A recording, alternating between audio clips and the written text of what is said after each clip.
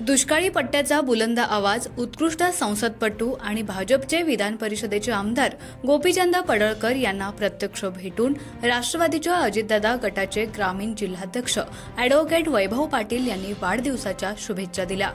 वाढदिवसाच्या शुभेच्छा देण्याच्या निमित्तानं आमदार गोपीचंद पडळकर आणि अॅडव्होकेट वैभव पाटील एकत्र आल्यानं खानापूर मतदारसंघाच्या राजकीय पटलावर मात्र एकच खळबळ उडाली आहे। आमदार पडळकर आणि वैभवदादाच्या आजच्या या भेटीचे फोटो सोशल मीडियावर व्हायरल झाल्यानं विधानसभा निवडणुकीत रंग भरण्यास सुरुवात झाली आहे। वैभव पाटील हे सध्या राष्ट्रवादीच्या अजितदादा गटात आहेत। हा पक्ष महायुतीतील एक घटक पक्ष आहे।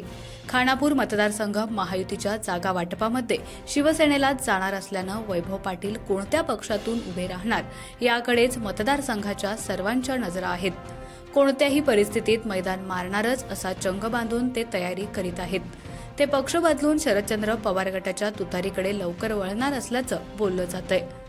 तर दुसरीकडे आमदार पडळकर यांचे ज्येष्ठ बंधू माजी सभापती ब्रह्मानंद पडळकर यांनी देखील कोणत्याही परिस्थितीत यंदाची विधानसभा निवडणूक लढवण्याची भूमिका घेत मतदारसंघात जनसंपर्क वाढवला आहे।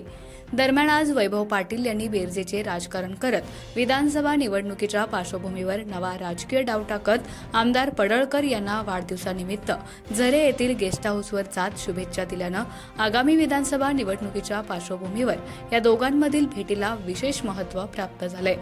आगामी विधानसभा निवडणुकीत आटपाडी तालुक्यातून कोण कुणाला साथ देणार यावर निवडणुकीची गणिते ठरलेली असतात।